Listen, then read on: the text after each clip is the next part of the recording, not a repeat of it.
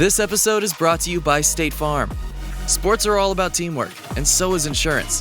Whether you need an in-person or digital assist, State Farm is there to help you choose the right coverage for your home, car, and more. Get a game plan that helps fit your life and talk to State Farm today. State Farm with the assist. Coverage options are selected by the customer. Availability and eligibility vary by state. This episode is brought to you by Indeed. When your computer breaks, you don't wait for it to magically start working again. You fix the problem. So why wait to hire the people your company desperately needs? Use Indeed's sponsored jobs to hire top talent fast. And even better, you only pay for results. There's no need to wait. Speed up your hiring with a $75 sponsored job credit at Indeed.com/podcast. Terms and conditions apply. This episode is brought to you by Polestar. There's only one true way to experience the all-electric luxury SUV Polestar 3, and that's to take a test drive. It can go from 0 to 60 in as little as 4.8 seconds with the dynamic handling of a sports car. But to truly understand how it commands the road, you need to be behind the wheel. Up to 350 miles of range, the 3D surround sound system by Bowers & Wilkins. It's all something you have to experience to believe. So book your test drive for Polestar 3 today at Polestar.com. It's really cool.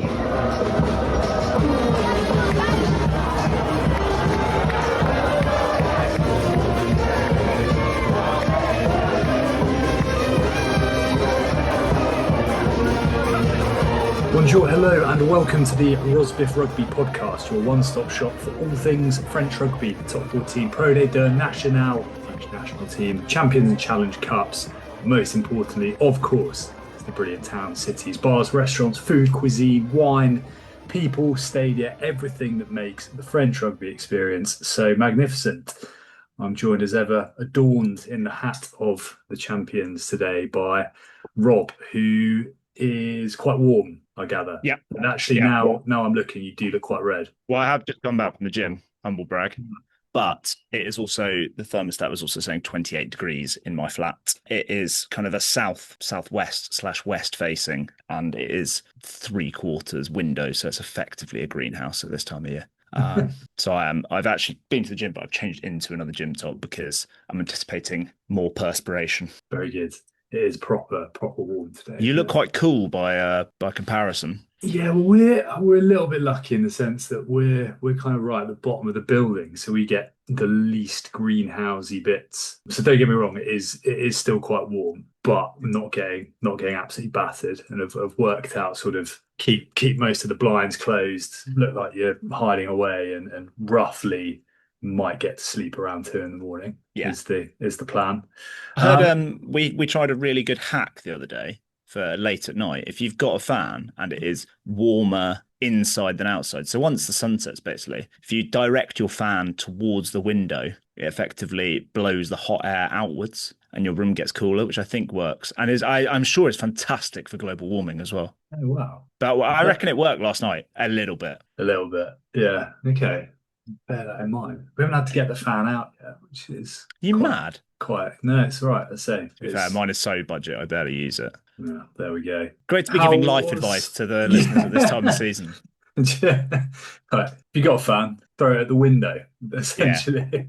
Yeah. Rob, how was the rest of your weekend? I understand we both ended up heading to seaside, Great British seaside venues. Both in East Sussex. Yeah, I made a trip down to Hastings, which was interesting. It's interesting. It's there's some nice bits, but there's also some rough bits. It's quite rogue, isn't it? I went once. It's like a shitter version of Brighton. And definitely missed all the good bits, of which, as you say, apparently there are some lovely spots, but yeah, the ropey bits were pretty old school ropey. Yeah, like real, like obviously being on the Isle of Wight, see quite a lot of this, like run down seaside towns with like boarded up windows and like blank spaces and everything just looking a bit rogue. Maybe we need some sort of a lot of live music though, which was cool. Maybe if Red Bull want to invest in another team other than Newcastle in the Premiership, maybe one of these great kind of British holiday old destinations would be the place to be. A little bit of beachside rugby, a la the Ospreys. although that hasn't worked out very well, has it? So, Biarritz, there you go. Yeah. That's a But you were in better Brighton. example. You I were was in in the posh of Brighton. it. Yeah, last minute decision. I haven't been to Brighton for about 20 years. It was rammed, but had Yeah, very nice I fish can and believe chips. Had a dip, got in the sea, cooled off. Oh, Yeah, it we was didn't all- do that. We wanted to, but we kind of ran out of time. No, it was very, very agreeable. We were before that, as the listeners will know and be bored of no doubt hearing, we were playing cricket on Saturday, which was also very hot. And given the beautiful evening, decided to partake in a few beers in the sunshine. But what it did mean was that there was some serious, I don't know what you call it, acrobatics to try and desperately avoid Dodging. the result of the top 14 final. Were you successful? I was. I don't quite know how. I didn't mute notifications. I feel like once you start doing stuff, you get stuff back. But as long as neither of you are posting anything, which neither of us were because we were avoiding social media for reasons of trying to avoid the score, I think it was all quite quiet. And then it was into the catch up on the notifications and the feeds this morning. This morning being Monday morning, but I actually watched it in stages. I watched the majority of it on the train. I thought, brilliant, I'll be able to finish it. Got to Hastings and the kick went over from Maxime Lucu. So I had to carve out some time this morning to watch extra time. So I even had another night knowing that it was drawn and not knowing the final Wow. result. Taught me through your Very dodging. impressive. Well, I turned off all notifications on my phone and I've kept it that way, even WhatsApp. And it's 2 days. I'm a changed man. So there you go. Fan at the window. Turn off your WhatsApp. Just have a look when you need to. Nothing urgent's happened.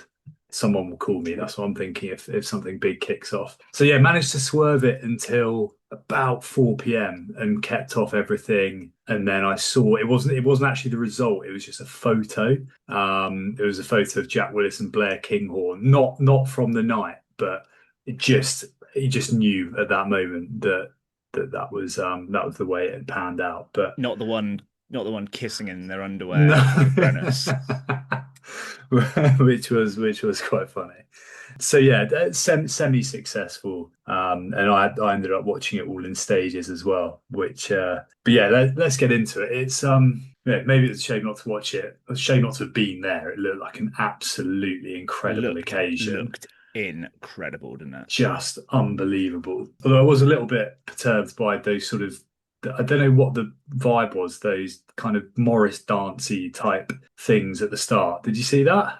No, I didn't. It was very reminiscent of like the 2012 opening ceremony of the Olympics at Stratford. Yeah, a little bit, quite cool, but a bit unusual. And they're all in black and white, so it looked like they're all Brive players or fans. Sounds like the sort of weird thing that was going on at Mont de Marsan at the Lond Derby. Okay. People on stilts and sounds a bit like that.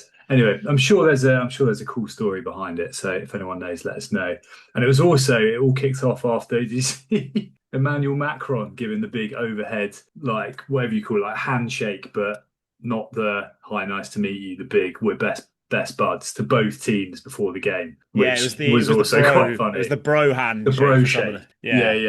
Yeah. So like the Key and Peele sketch, if you've seen that with the anyway.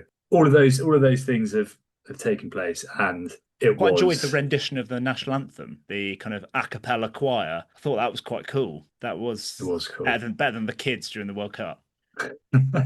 and better than what's his face, Sam Ryder on the electric guitar. Oh, that was hilarious. At the Prem final. That was absolutely hilarious. Just so unexpected. But after bad handshakes, interesting dancing, and a belting anthem, it was, I think it's fair to say, a bit of an all-timer of a final. Yeah. We've been treated to some all-timers this season, haven't we? That France-New Zealand game being one. I don't know what else, but it feels like we've had a few recently. That one, yeah, that was an absolute belter, wasn't it? What's your overriding emotion or emotions?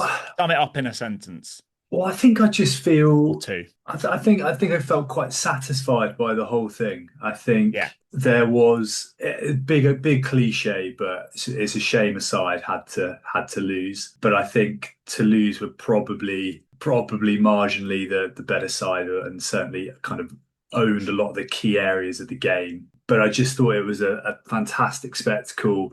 Not quite imperfect in a number of ways. It wasn't, loads of flowing attacking rugby, but I think that was just the the nature of two really good sides cancelling each other out. And I think it was satisfying having had that washout last year. It's very clear that, not that we needed this to see it, but it's very clear that kind of Bordeaux are the real deal, and hopefully that rivalry and hopefully those big games are going to be that kind of nip tuck for many years to come, because we'll be very, very lucky and very fortunate to watch them if they do. Yeah, what about yourself? Yeah, I am satisfied is a good word, I think. I found myself quite heavily supporting Toulouse, which surprised me, like how much I wanted Toulouse to win, because I thought I was kind of going into it fairly neutral. But I guess I think the Willis effect, like the fact that he was playing so well from minute one, made me want them to win, and also the fact they got early scrum dominance. And I generally, well, maybe it's the Leicester fan in me, once a team gets scrum dominance, I quite like, as if I'm neutral going into it, I quite like that team to win. So maybe that kind of swung me. But yeah, I was surprisingly partisan in my own mind towards Toulouse. So I think they were deserved winners. So that was kind of added to the satisfaction. I think they were, on the whole, the better team. Yeah, I think that's probably fair. And where we'll call it talking points or areas for analysis, where were they better? Where do you think? Well, I touched on it there. My number one kind of topic is Toulouse's scrum. So I think it was kind of the first scrum. They won a scrum penalty, didn't they? And it went that way pretty much the rest of the game. I think there was the odd, like, maybe a free kick for an early shove against them, but and perhaps the odd one where it was like went straight up, where they didn't get a penalty. But I think they were pretty dominant up front at scrum time and in the maul. I think Bordeaux's, you flagged last week as where Toulouse would win it as being the line out. Well, it wasn't necessarily the line out. It was what they were doing off the line out and using that maul game. And I know you kind of included that in your analysis of line out being the key area. But I think Bordeaux's maul game has been relatively average all season, given how good they are as a side, whereas Toulouse still pretty damn good. And I felt this game, and kind of be interested to know your thoughts on this. It felt like they came into it as, we're the big boys here. We are Goliath and you're David, and we're gonna have you. And it felt like Bordeaux just kept like pecking at them, just nipping them back, just pegging them back. But eventually it was kind of, I don't know, the Toulouse jabs felt more vicious and powerful. And the Bordeaux ones were kind of just the annoying ones that keeping them in the game, whereas I've mixed up a load of analogies here, but it felt like they were the big boy and trying to kind of snuff out the noisy neighbour, as it were. Yeah, they definitely had. There's a little bit Man United, Man City from back in the day. Like we're the aristocracy here. We're the big boys. Shut up, sort of thing. Yeah, perhaps. I don't know about shut up, but I think it was. What was interesting, I found, you're kind of right in that it felt like Bordeaux kept themselves in the game. It was a far closer.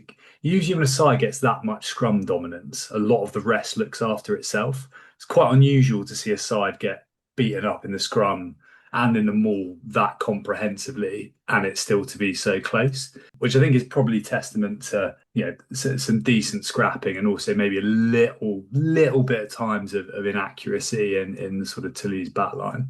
But yeah, they were definitely, they got the nudge there. The scrum's been a problem, and we've said it a lot. Mert said it on commentary straight away. I think their own scrum win percentage going to the top 14 finals at 85%. It was below 90, and he was like, anything below 90 is poor. Yeah, for a team in the final. Losing kind of 1.5 scrums every 10 on your own ball is not amazing. No, I think I feel like the real difference maker here though felt like the Toulouse back row. And you mentioned Jack Willis, his ability to, nothing that's not been said before, but his jackling ability is genuinely second to none. His carrying was exceptional, and arguably almost as, if not even more impressive, I thought Anthony Jalonche at 8 was absolutely masterful, and somebody who his first final for Toulouse, which I find mind-blowing. It's incredible. I think he's been at Toulouse perhaps less time than I. 2021, I think he moved. Yeah, I think it had perhaps been a couple. I thought it'd kind of been a couple of years earlier, but yeah, that kind of makes sense, I guess. But I just thought he was, I'll be honest, I thought with all the injury problems he'd had, and he showed a couple of glimpses off the bench in the Six Nations, I kind of felt that maybe that brilliant launch of a couple of years ago, we might sort of struggle to see again. Yeah. He was just phenomenal. His like hitting people, his carrying was incredible. He looks massive. I don't know. I kind of remember him as a slightly wiry is not the right word, but a bit more of, I don't know, like a Boschaton or something like that, rather than a big hitting, big carrying, wrecking ball eight. And I just thought that between the two of them, their ability to get Toulouse over the gain line in the sort of midfield was such a big difference maker, because Samu had a couple of moments. I thought Gazzotti had a bit of an off game, unfortunately, for a guy we absolutely love, and no doubt he'll come again. But it felt like quite often Bordeaux got a little bit stuck after third or fourth phase, and a lot of that was just they couldn't make those punctures, and those two were just, I thought they were on a different level to everyone else on the pitch. And they scored between them the 3 tries. Yeah. I thought that tap and go was sick for the Jalonche try. With a little flamant. Yeah, beautifully done. Lovely angle. And really, I think that's the thing since he's come back from this latest injury, kind of.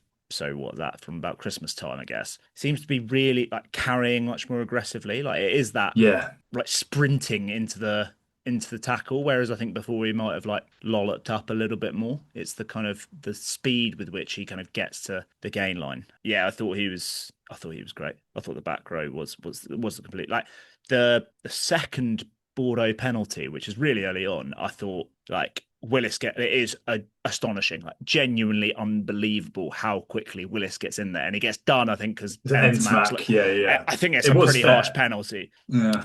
But you're right. Given how quick he's in there, I think it makes whoever else is in the tackle area completely redundant, because he's so quick in there. Yeah, he's just got a completely unique skill set that even at international level or the kind of across the world, his super skill is that much better than anyone else that does that. Yeah, he's a World 15 player. He was magnificent. So your number one was their back row. I think that's kind of taken my one. Number 2, I'm going to go Thomas Ramos. He was very good, wasn't he? As he always is.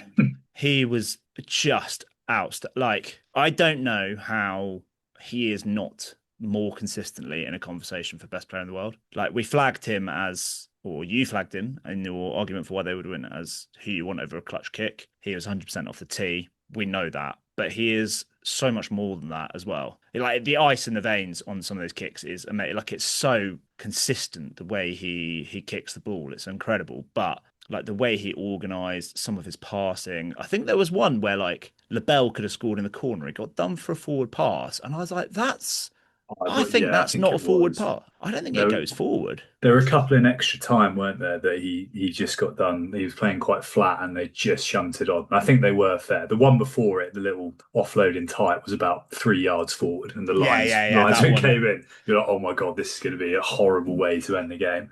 But I think... but yeah, he's just such a fabulously skillful player. Just so skillful. I'm struggling now to think of like specific moments other than his goal kicking that was so great. I also love the fact that he's just got a real bit of looseness in him. Like chasing back, he's just going to fling one over his shoulder at some point as well, which is fantastic entertainment. But I kind of can't quite put into words why right now, I can't quite put into words why his performance was so good, but he was the best player on the pitch, and he was so worthy of that man of the match award. He just wins man of the match in so many big games. It's how can he not be one of the best players in the world? Yeah, he is incredible. And he doesn't need Antoine Dupont there. He doesn't need, of all the players in that superstar lineup, which a couple were missing, doesn't need them. He can just do it by himself. Yeah, he dictates really nicely, doesn't he? Some of his kicking from hand was pretty good as well. And he generally just makes good decisions. Even, he's got that, as you say, streak of slight looseness in him, but generally speaking, he's very sound. I thought we saw some real leadership as well in him. Yeah, he was the leader there, I think. I still think he might be right. He might be the best player. I still think either Willis or Jalonche were the biggest in terms of pure difference makers, but he was pretty faultless, wasn't he? As you say, bar a couple of little shunts on, a little bit on Bordeaux. I think they were I mean, they were level parity at 80 minutes against an incredible Toulouse team. I think for the most part, it was just they just never felt like they quite had enough like sustained possession to really build and do what they do so well. A guy I thought had a really good game in an area that I found quite interesting watching it was Buros at 15. I thought he was very good. Not totally faultless under the high ball, but I think better than Toulouse, I reckon. Yeah, it was quite it wasn't an amazing day for people under the high ball. There was a lot of balls hitting deck. And I think actually, when you look at it back, most of the sort of open field running that we saw came from those loose balls and spilled possession. And you're right, I think Toulouse were a little bit more guilty of that. But I thought Buros did, a lot of that's probably because of the pressure he applies. He's so adept under the high ball. Yeah, I think Kinghorn struggled a bit. It was a bit different when Labelle came on. He was able to chase quite a lot. Yeah, definitely. Kinghorn, I thought, looked a little bit more comfortable when he slotted back to 15 when Ramos stepped up. But I thought, Roman Buros had a good game. There's no one. I'm not. It's one of those games I'm not looking at, with the exception of the fact that the pack got slightly dusted. There's still some excellent carries. I thought like the second row again, Cazot and Petit got themselves about. It's not one of those games that you look at and you're like, so and so for Bordeaux had an absolute mare here. I just think the overall quality and physicality and scrum, as you said, just told. Yeah, I think my third thing would probably be I'm tempted to go for the cards, but I'm going to go for the benches, because I think once we started doing the combined 15, when we saw the teams, it kind of became apparent where the relative strengths lay, being Toulouse's bench, really. Like Peter Aki, key turnover for one of the penalties that gets kicked in extra time. The extra time was just two heavyweights slugging it out, absolutely cooked, wasn't it? Like, not a thing of great quality. Particularly the first half, when no one wants to make a mistake. Yeah, it's kind of nip to the bar time. But you had key turnovers and breakdown penalties from Aki and Miafu, who himself is just a freak of an individual in that area, given his body shape. I think the fact that you could bring on Cyril Bay, Cramont wasn't fantastic, but Sarr made a couple of errors, which I think we kind of highlighted as a bit of a weakness as well. Merkler was pretty good, albeit that big old Dorian had to come back on at the end to shore it up. And I thought Nettie was amazing, actually. I think he's quite like to see him go on that. If they've not announced him, but I quite like to see him as one of the 5 players that goes on tour.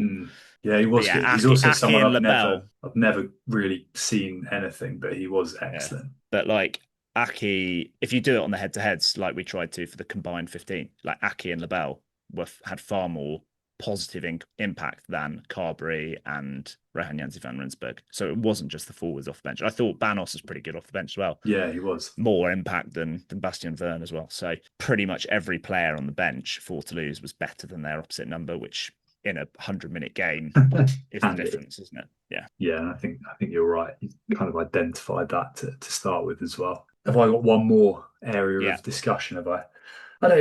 It's not necessarily individual players, but I think I've already said that Bordeaux just got a little bit starved of possession. I think at times they did look quite, when it did break up, they did, as you would expect them to do, they did look dangerous. And the Petit try, I thought, was outstanding. The way they moved that upfield was just so clinical to be able to turn it on, having been a little bit under pressure, kind of 10 points down. I thought was lovely. And I thought that the kind of big hitters as well had in the back line, with the exception obviously of Louis Biarré, who it sounds like probably shouldn't have been picked anyway, given fitness issues. I thought they were all. Apparently, he came out beforehand, said he was tired. He was kind of really. Yeah, he's basically like, I mean, he's played a lot of minutes. And he's still very young. And I think there was, he said something in an interview to that effect. It's like, I'm cooked. I've got one more time to drum up the energy, but struggling here. Yeah, sort of but I thought all of them, without maybe kind of cutting the game open. I thought Penaud was really good off his wing. He looked threatening every time he got the ball. Really did.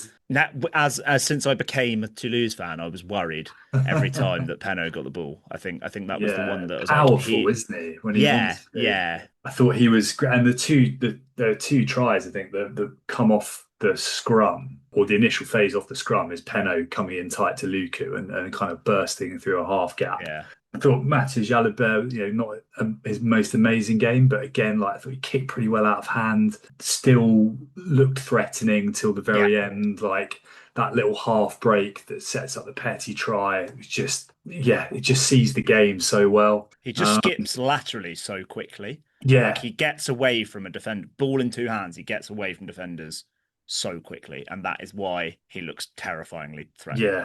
Yeah. And again, not a perfect game by any stretch, though he was perfect off the tee. I felt I saw a little interview or some words from interview with Maxime Lucu, and it felt like it had sort of, he was the scene last year of him in tears on the pitch, and he's just said we kind of gave it our all, and they just had a little bit more at the end. And I think all of those guys in the past, and that game last year didn't help. They just got ripped apart, didn't they? Yeah. And I know they're a better team. They've beaten Toulouse however many times already this year, and in big games. But I think, as I say, going back to my point at the start around it being a satisfying performance, I don't think you're left with a what if Lucu Jalibert Peno didn't have a shocker or anything like that. Yeah. I think I saw a tweet from someone this morning. I can't remember who it was, but I reposted something saying I didn't massively disagree with it. But the tweet was basically like, controversial opinion, Paul Grau had a better game than Maxime Lucu, which I don't necessarily disagree with, because in terms of it became a game of like who blinks.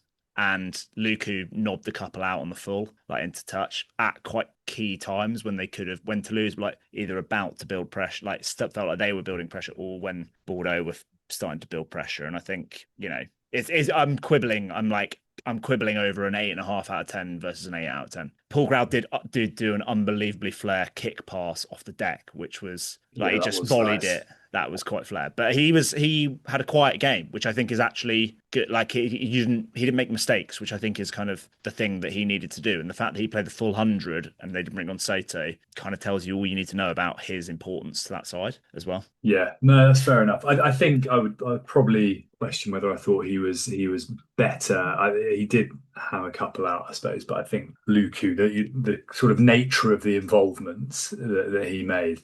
And I do think that little kick to set up, the grubber set up Peno was just so very De Ponte, dare I say it.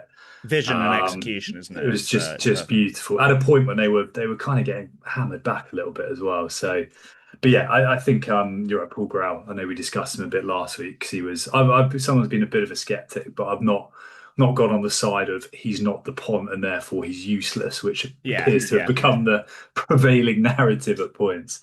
You're right. He did exactly what he needed to do. I kind of still a bit confused about how Bordeaux stayed in it for so long and how they got back. I don't know. Yeah, I feel like when I'm thinking about like the players that played really well, it's Toulouse players. I don't have a kind of Bordeaux player that springs massively to mind. I thought Petit, brilliant at the line out. I thought Samu was good, but I don't have like that guy did not deserve to be on the losing side sort of thing. Like they all collectively had really good games, but there was no one that I was like, poor bloke, like he has had the game of his life and he's not come away with it. I feel like that was that aerial battle was one of those areas. I don't know, watching it, maybe it's sometimes, when you pick up on something and suddenly it's quite hard to let go. So perhaps I think the Bordeaux did get the better of the air, I think. And that was the one, and it was quite heavy tactic across the game. Yeah, definitely. I think, a lot of those loose balls, but there we go. It was amazing. Just very quickly, cards. It would have had some impact in over 100 minutes, the fact that they played with 14. Yeah. I had to go back and rewind to see where the Petty yellow card was given. And that was when there was 7. It was the try, right? It was the Cyril Julian Marchand non-try. Disallowed, yeah. But they don't. I've realised this. It must be Canal Plus or French rugby. French TV producers get some stick. They're brilliant at showing players and emotions of people and close-ups of the coaches, and it adds to the atmosphere. But every now and then, I just like a few more replays. They prioritise looking at the emotion on Yannick Brou and Hugo Moller's faces over here's a yellow card, here's why it was a yellow card. And I thought the Boston was really harsh. Yeah, in a slow-mo, it looks like Flamand apps. It looks like proper football behaviour milking. But then in real time, it's like, oh, he's clipped me in the face, ow, sort of thing. Yeah. But I think I think they were both, well, we don't know about the Petty one, but I thought the Boston one was harsh. And I think certainly Petty at line out time, it meant that, they were able to score all those mauls, which he could have disrupted at source with the line out. And losing someone like Boston at the time they did. It also didn't help them in the scrum, having going down to 7. So, yeah. Yeah. Anything else you want to discuss, or do we get into the celebrations that we've seen thus far? I've not seen many celebrations. Other than Luku actually finished the season with the regular season with the second highest kick success rate behind Valentin Delpy. Delpy was like 93.5. Luku, small sample size of 19 kicks, was 89.5%. So more than Ramos, more than Simmons, more than Lafarge, all that jazz. Yeah. Fair play. The one to take it to extra time is pretty ice in the veins, isn't it? Yeah, it is, yeah. Yeah, he's some guy. But yeah, a lot of the celebrations today are revolving around Shea Tonton. Oh, The whole squad were back there. They're all in NBA shirts, with the exception of Leo Banos, who it looked like. Remember we're at university and it's like, right, there's a theme for something, and suddenly you have to run to Primark. Yeah. Cobble together an outfit in like half an hour. That's basically what he's done. Looks like he's taken a biro pen to like a extra large €6 beater that he's brought from French Primark. It's absolutely incredible. I feel like they've done American basketball shirts before. I feel like they have. Yeah, wasn't it last year they had Antoine Dupont was wearing a New Zealand Warriors retro rugby league. Yeah. Which was quite Have funny. you seen any? I've realised coming into this, I've not seen any of the Instagram stuff. Have they anything happening with the Brenner Shield yet? Yes, most notably, you mentioned him there, he didn't actually get on, but Naoto Saito, in front of the Place de Capitole, he's being lifted on the Brenner Shield. So lightest man in the Toulouse stood squad. on the shield being lifted up. That's and then amazing. He falls off backwards, and I think it's Cyril Bay catches him like a baby jumping off a bouncy castle. I think I need to find this footage. Yeah, it's very good. It looks slightly less, what's the word I'd use? Slightly less manic, perhaps, than last year. But actually, the most impressive bit of celebrating, and it's not Blair Kinghorn dancing on a podium in his budgies at the Stade de France. Poor Roman Ntamack obviously had to go off pretty early. He's having a dodgy shoulder. He's had a knee operation completed already. He is in Shea Tonton in a wheelchair with a pint. That's amazing. That's amazing. And he always looks a bit, I mean, you can understand, he always just looks a little bit put out, regardless of how things are going. And he's just sat there, knee straight in a brace, in a wheelchair, having a Heineken. Like, it's so funny. Oh, the pastis will be flowing there. Imagine Joe Takori still leads the charge in that.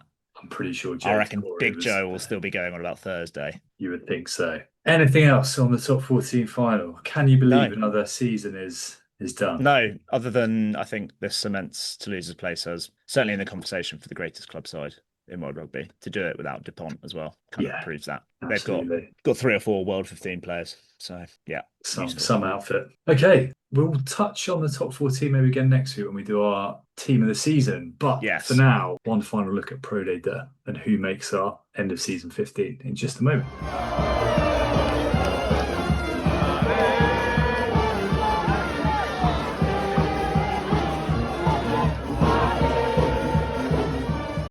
Make your next move with American Express Business Platinum. Earn 5 times membership rewards points on flights and prepaid hotels booked on AmexTravel.com. And with a welcome offer of 150,000 points after you spend $20,000 on purchases on the card within your first 3 months of membership, your business can soar to new heights. Terms apply. Learn more at americanexpress.com/business-platinum. Amex Business Platinum. Built for business by American Express. It's been a good few weeks now since the end of season, I say shenanigans, but straight up drama. Montauban's ascension to the top 14, Grenoble missing out. This gives us a little bit of time to digest and have a think about the 15 of the season. Did we do a Pro Day Deux 15 last year, or was it just top 14? We didn't, but we've been more on it this year throughout the whole season, so I feel like we can. Cool. And we're doing it now partly because there's been so much bloody rugby on, partly because the official Pro Day Deux website, LNR site, has published their team of the season. But yeah, we thought we'd give it a bit of crack. we will be honest. I think full disclosure at the start, we don't, we've this is going to be based on highlights, the odd kind of full length game towards the end of the season, the odd game that we've been to. So there could be some skewed biases in here. Yeah. Some recency bias. and tight five forwards, tough. To be fair, looking at the nominees that they had, I think my issue with these kind of Pro Day top 14, like teams of the month and teams of the week and whatever, is all a bit by numbers. The amount of tries scored by some of those tight five forwards, I think, is probably why they're in there rather than necessarily dominating up front. That said, some of them are worthy of their nomination. And shall I run through the official team of the season? So it's dominated by, there's actually only 4 or 5 clubs, I think, in there. Dominated by Grenoble, which I think is fair, given that they dominated the league, really. So Tommy Reynaud at Lucé Prop from Grenoble, Lucas De Silva, the try-scoring hooker from Brive, Marcel van der Merwe from Brive at tight head. In the second row, we've got a Grenoble pairing of Thibault Leno and Georgi Chavakia. Back row is Fred Quercy, Montauban captain at 6. British and Irish legend Courtney Laws at 7, and Notche. Siku Notche. I'll leave it at that. I'm not going to try and do the full name. The Montauban number 8. Half-backs, we don't have an all Grenoble pairing. We have Barnabé Kuyu at 9 and the main man of Pro Day, Jérôme Bosviel at 10. Triou and Fusière in the centres from Grenoble. Wilfred Halleux from Grenoble on the left wing. Adrien Lepeg on the right wing. I'll come on to that, from Provence. And in our view, I think probably the best player of the season, Gabin Law at 15 from Béziers. Well, don't want to preempt that, Richard, but very good. Yeah. No, I think it is 1, 2, 3, 4, 7 Grenoble players out of the 15, which is, I think, fair enough. I'm going to quibble on some of them, but yeah. Okay, then who are because that's a pretty fair list, I would suggest. There's nothing utterly mental in there. Who are we locking in from that side? So Gabin Law is definitely in. I think we agree. Yeah, there's a bit of discussion around some of the other options, but Gabin Law's in. I think we can both agree, without Rosbif bias, that Courtney Laws should be at 7. Yeah. Although poor old Kylian Ringay from Montauban, tough. Been unlucky to be the only Montauban back rower not selected, given and actually arguably outstanding back rower. I think we can probably agree on Lucas De Silva, given his try-scoring feats at hooker. Yeah. I think that's the kind of absolute lock-ins for me. Yeah. Albeit, Lucé Prop, not seen a lot of anyone really. So I'm happy to go Tommy Reynaud, given he was the starting loose head for Grenoble in a scrum that was generally fairly dominant. Yeah, I'm happy with that as well. So does that take us to tight head? Where yes, because we agree with Tommy Reynaud, we agree with Lucas De Silva. Pablo Dimchef at Colomiers was decent and has been called up to the Argentina squad. Italy squad. But yeah, other than that, not a lot of comment on the first 2 positions in the front row. Very good. So the official team, Marcel van der Merwe, who has been huge, literally and figuratively, for Brive. Yeah. I know you called out last week you're a big fan of Paul Malles' performance and season at Provence, first Provence player, albeit on loan, to be called up into a French side. First ever? Yeah. Oh, wow, that's cool. Yeah. I'm pretty sure, certainly whilst playing for Provence, which would kind of make sense. Yeah. So Paul Malles into the French squad. Is he your biggest challenger there? Have you got your eye on someone else? The 3 people I had on my little shortlist were on their shortlist. Marcel van der Merwe, Paul Malles, and Johannes Jonker from Grenoble. I have gone with Marcel van der Merwe. Yeah. Because that Brive scrum was frightening at times, and he was frightening at times. Okay. How about you? Were you happy with Marcel van der Merwe? Yes. Biggest name prop for good reason, not just reputation precedes him. He's a Springbok as well, right? He's been capped. Yeah, like 3 or 4 caps, I think. But yeah, you're right. That Brive pack at points looked fairly insurmountable, particularly with him on. And I was at that game against Montauban, little drop in there to prove a bit of authenticity. They went for the 7-1, spun it round and got dusted. So I think his and Lucas Silva's presence is huge. So very happy to lock that in, Grenoble and Brive front row. Loose head lot. So Thomas Lano is the man that got selected. They've also got Isaac Rodder in there, but he played all of his games at 5 at tight headlock. So I think I'm scrapping stickler for these things. Can't have him. Well, I had him as my tight headlock. So okay. By having him there, you can't be loose head as well. Yeah, he can't be loose headlock. So I'm going Leno and Rodder. Isaac Rodder. Ryan McCauley, shout out, who we met someone that knows Met his him. mate. Met his mate. So Kelly Naboo, good shift for Sax V in the big games. Bit of big Islander grunt and experience and bulk, basically. Jean-Baptiste Singer, 25 games, 25 starts, 7 tries. I think that's pretty impressive for Dax, who were at times a very good pack. I was slightly perturbed by how many Dax players were on these shortlists. I'm not going to lie, because they were rubbish in the 2 games that I saw them live, especially the pack. Anyone else? Georgie Chavakia does score a lot of tries, who is the selection at tight headlock. But I feel like he hasn't played. I feel like he hasn't played as much. He didn't play in the big games towards the end of the season. Yeah. Was he injured? A couple he was on the bench. He had a couple of injuries, yeah. So I'm very happy with Rodder and Lenore. I thought you might go for Naboo based on his not just performances, but you mentioned their experience and quite a callow Soyongalem pack that actually impressed a lot, and he was very much at the heart of it. Yeah, no, I think Rodder, to come over first season and play 27 games, 25 starts is pretty impressive for me. Yep. Blindside flanker. Now, I think I'm going off script for this, but the nomination. So Fred Quercy was brilliant in the games I saw in the playoffs, but I wasn't that aware of him beforehand. The other nominations were Tamana Harrison, Clement Dimonc, Anthony Coletta, and Kevin Le Breton, who actually I realised when I was doing this was nominated for 6 last year in the top 14 team of the year. He was on the shortlist, but I feel like you can't pick any Oyonnax players. The name I want to add to the mix is Jose Madeira. I think it is if you're Portuguese. Yeah. Who started across the back row, but he was just such a key figure for Grenoble.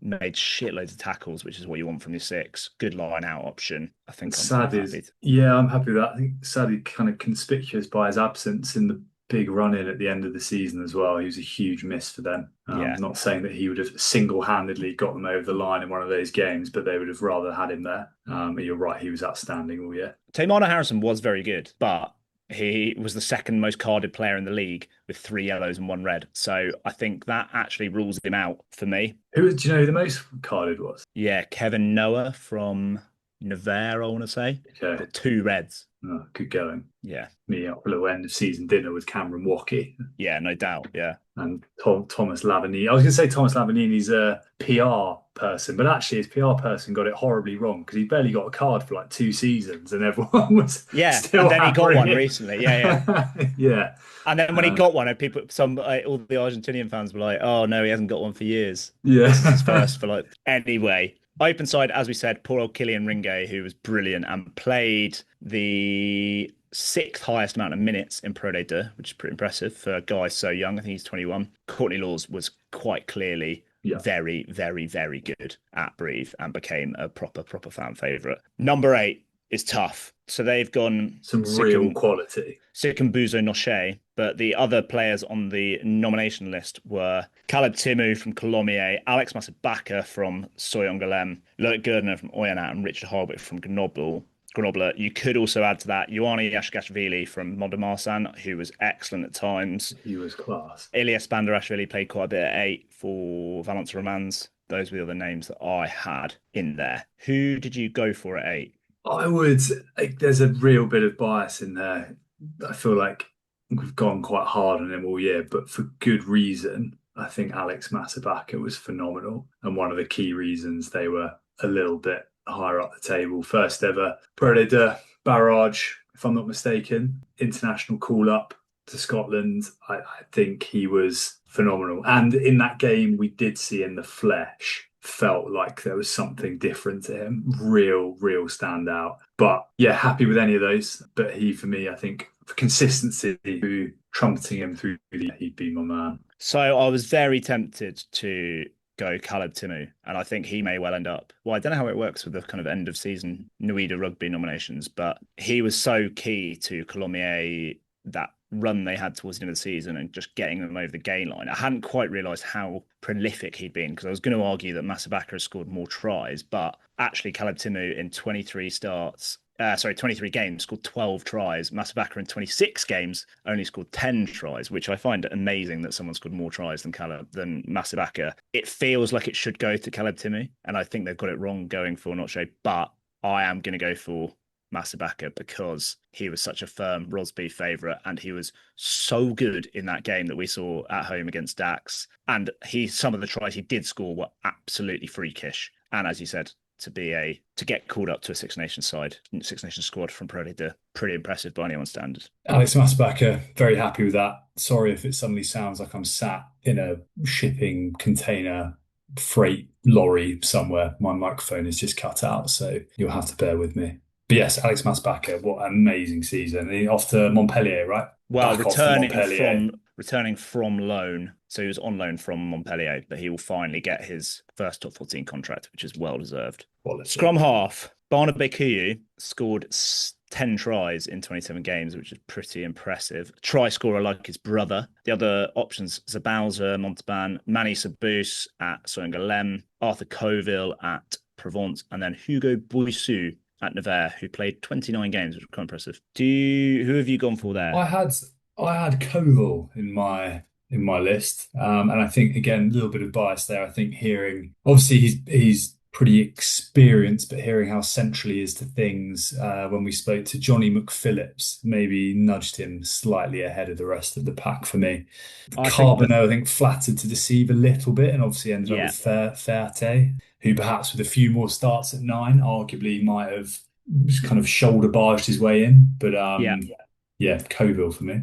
Samuel Marquez, reigning Pro D2 Player of the Year, was actually still pretty good as well, but he didn't play enough games. I've also gone Coville, who played the most minutes in Pro D2 as well. So not only is he captain, but stalwart, he really is a stalwart because he's playing tons of minutes. He played one of few players to play 30 games across the season. No one did a full Steve Blanc-Mapaz and played in every single one. But right, so pairing alongside Arthur Coville from Provence, fly half. The options, the main man, Jerome Bosviel. The other options, Sam Davis, Lucas Mere, the prolific kicker from Valence Romans, Willie Duplessis, who is also prolific, and then the youngster Hugo Sun from Aurillac. Who have you gone for at fly half? I really wanted to go with Mere because I think his kicking statistics are absolutely ludicrous. At 330 points, no tries, all off the boot. It's over 80 more than the next highest, which is mad, given that he didn't score any tries as well. But I just think it's been last year, it was Charlie XCX, Brat Summer. It's been the season of Bosviel. His name has been inked all over this season, and his performances have been so crucial to Montauban, fully upsetting the odds. It's an extraordinary run. And I just don't see how he can't be the man, unfortunately. Because Sam Davis is the best player in Pro D2 all season. Yeah. I'm going Sam Davis. I just don't. Rugby needs more romance. But for me, Bosviel, it just has to be. Unless he's coaching the side or something like that. I don't see how. He did score 10 drop goals in a season, which is quite rare, which is double the amount Sam Davis scored. Which is already quite a lot of drop goals. Yeah, I just think at so many points throughout the season, it was, my God, Sam Davis is playing really well at the moment. He is running the show in the best team in the league. That team is dominating everyone. Bosviel was very much like, Bosviel's had another good game, hasn't he? Sort of thing. Like, yeah, Bosviel was actually pretty good in this game. Like, I'm not denying across the course of the season that Bosviel was pretty good, but I think I'm going anti-recency bias. But I guess if you want to go romance, Richard. No, look, objectively, I think Sam Davis was extraordinary again. He's been on the pod, which is another reason to have him. But we've got a super sub, it's Bosviel. So we're going Sam Davis. But we'll go Sam Davis. I'm happy with your explanation, but yeah, it is the year of Bosviel. 12 is bloody tough. Roman Truyu got the nod, who is very good, but only 16 games, 12 starts. Other nominees, Reynou from Colomiers, Taylor Gotignac from Béziers, Inga Finau from Provence, Nakani Wangaya from Mont-de-Marsan. Also a few other names for you that could have easily been there. George Tilsley at Sax V was fantastic. Noah Nene, while he was there at Dax, was brilliant. Similarly, Matthias Moroni was brilliant when he came in as medical joker for Sam Johnson. Who is your 12, Richard? I went with Reynou.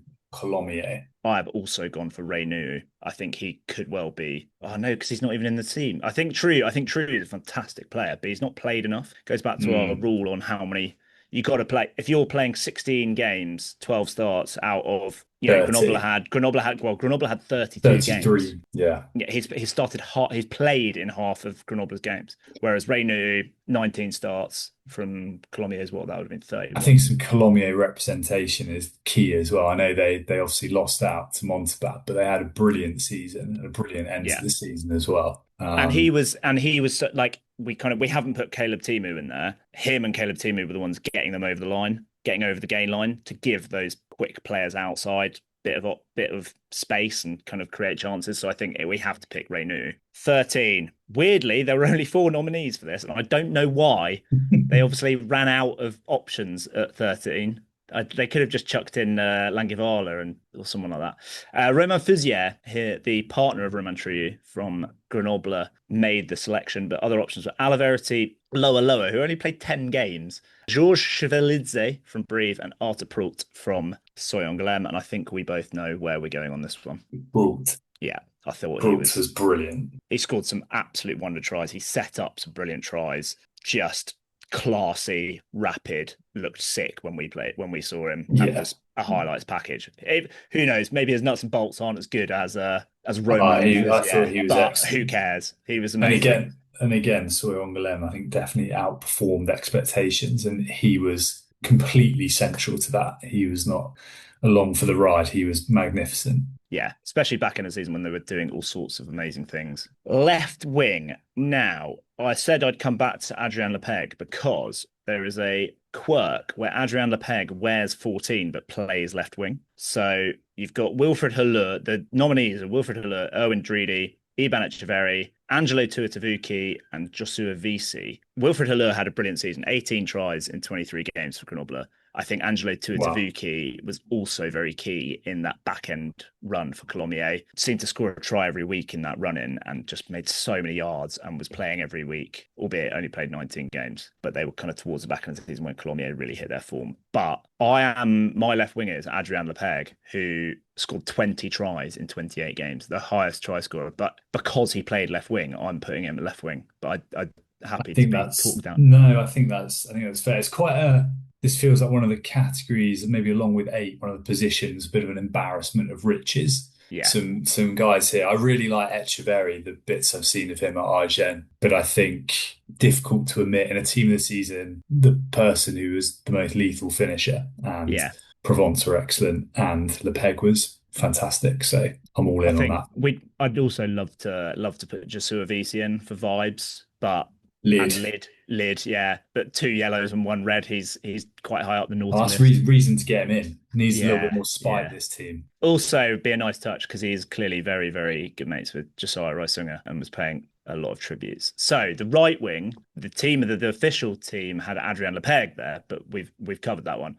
Gershwin Mouton, Zach Kibarigi, Pierre Couture, Vincent Pinto from Colomiers. I'm going to chuck another name in there of Leo Drouet, the actual right winger and oftentimes fullback for Provence. 23 games, 17 starts, 10 tries. Yeah, who are you going for the right wing? When I was looking at this, my initial instinct was Mouton, and I think that's partly, again, he was excellent. Sam Davis really bigged him up, so I'd be happy with Mouton. I did watch earlier in the season. From one of the highlights, Zach Kibrigi was fantastic in a team that struggled at points and scored some amazing individual tries and set up some stuff out of nowhere. So I don't know if I'd be inclined to lean towards Kibrigi. Little bit more left field coming out of Biarritz, but him or Mouton for me. Yeah, I remember that game. It was after we saw the Saxe-Fils game. It was Grenoble versus Biarritz, and Biarritz were utterly dreadful, and Kibarigi nearly hauled them back into it single-handedly with 2 wonder tries. I did go for Leo Drouet because he was involved in some freakish stuff, and I think he's amazing, and I can't squeeze him in at fullback, and I think he's really good. But you could argue he's not played enough on the right wing because he has played a bit of fullback, and he had a few injuries towards the end of the season. Yeah. So I of Mouton and Kibarigi, I think should really be, fuck it, let's be biased. I'm going Kibarigi. Let's do it. Let's be Rosbifs. Should really be Mouton. But yeah, 15 was another one that had a lot of, as we've said, it's got to be Gabin Law. He was scored some ridiculous tries, 16 tries in 27 games as well. He was top try scorer for a lot of the season, and some of them are unbelievable, like long range drop goals, long range kicking. Just such a talented player. Matis Furte he played the third highest amount of minutes, which I think is fair play. He's also a phenomenally talented player, and I do think 15 should be his long-term position, hopefully. Hugo Pacom picked up loads of hype. Jules Debec at Soyungalem was brilliant and scored some great tries. Paul Oredu, who is very young, he's only a couple of years older than his brother, which is a Nice representative. I thought Joris Moura at Valence Romans probably could have been in with a shout, but we have chosen Gabin Law because we've been banging on about him all season. Yeah, I think he was probably him and Law's first name in, right? Yeah, so that makes our team 1 to 15, the Rosbif Rugby team of this Pro D2 team of the season. At loose prop, we have Tommy Reynaud from Grenoble, Lucas De Silva at hooker from Brive, and his tight head is his teammate Marcel van der Merwe. At lock, we've got Thomas Leno and Isaac Rodder from Grenoble and Provence, respectively. Blindside flanker, we have gone for Jose Madeira from Grenoble. Open side flanker, King Rosbif, Courtney Laws. Number 8, Alex Masabaka, Scotland's finest from Soy-en-Guilhem. And then in the back line, at scrum half, we have gone Provence stalwart and captain Arthur Coville. Fly half, we have gone Magician of the Mountains, Sam Davis. Centres, we've got Colomiers Reynou and Soy-en-Guilhem's Arthur Proult. Left wing, we've gone for Adrian Lepeg, the number 14 who plays on the left wing. Right wing, we've gone for another Rosbif in Zach Kibarigi. And fullback, one of the standout names in Pro D2 this season, Gabin Law from Béziers. Brilliant player on his way to Lyon next season. Fantastic. What side? Yeah. Very handy outfit. I want to see them play.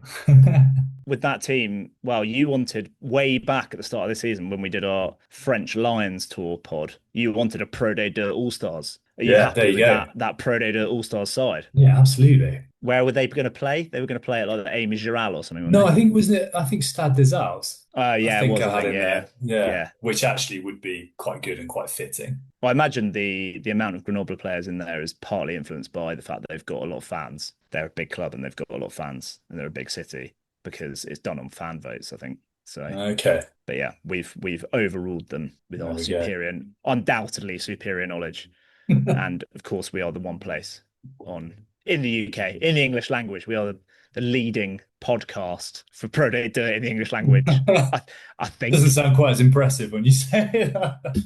Who else is doing it? Anyway, tell your mates. All right, Pro D2 properly wrapped up for another year. I don't know if we've got many Petit-Fours, but we'll come back and have a go in just a sec.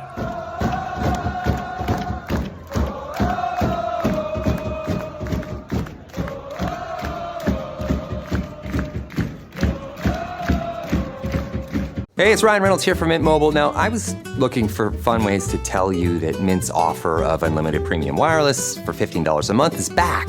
So I thought it would be fun if we made $15 bills. But it turns out that's very illegal.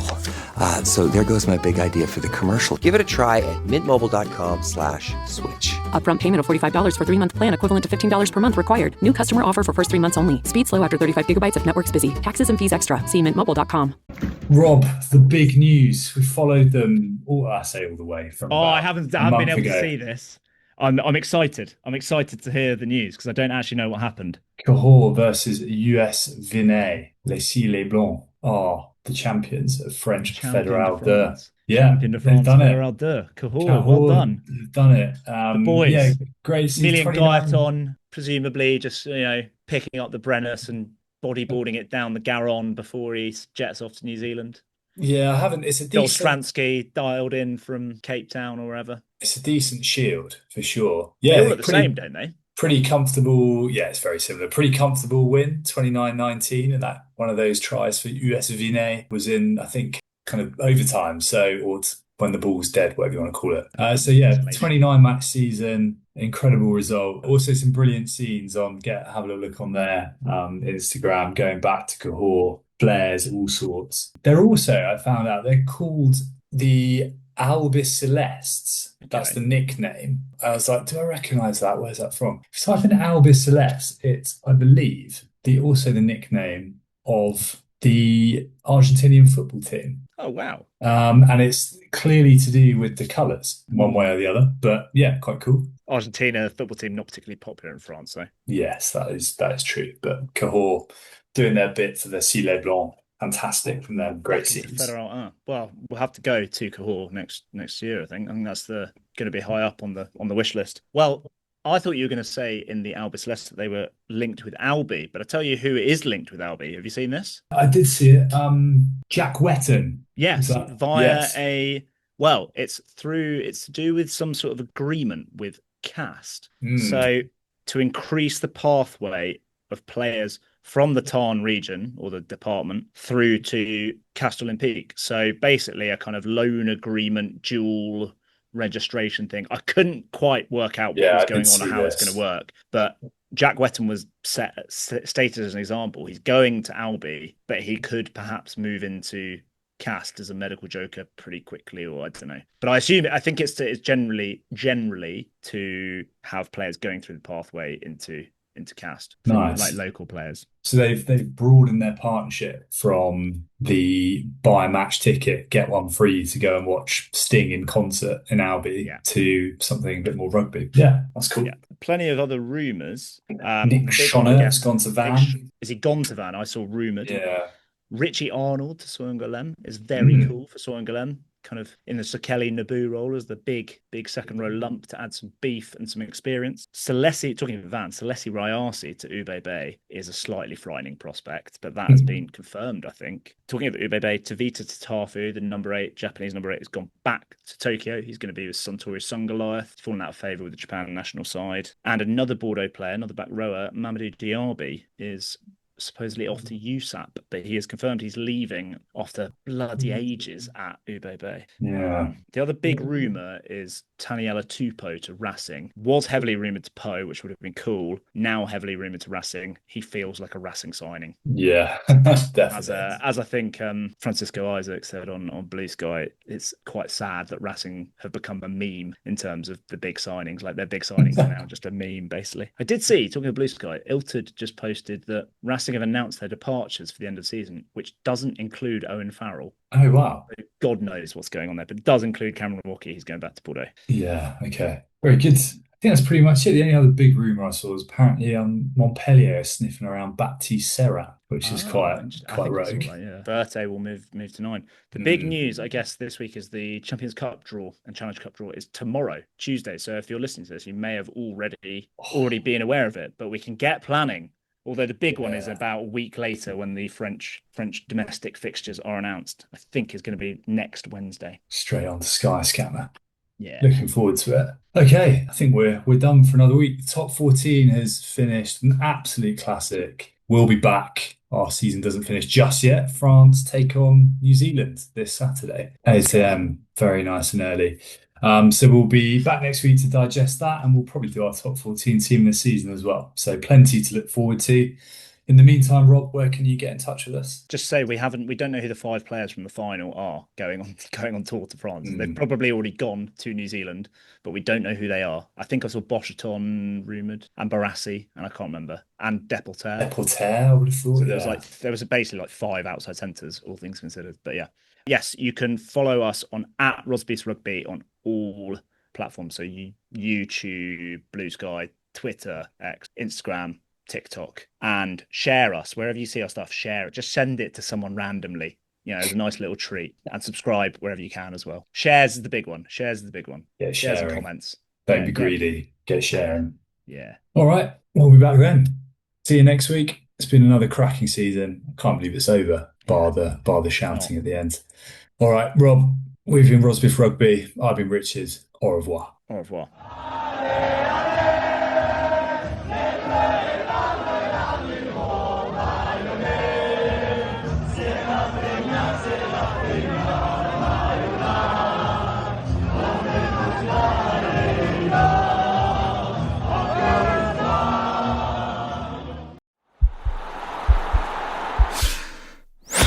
This podcast is part of the Sports Social Podcast Network.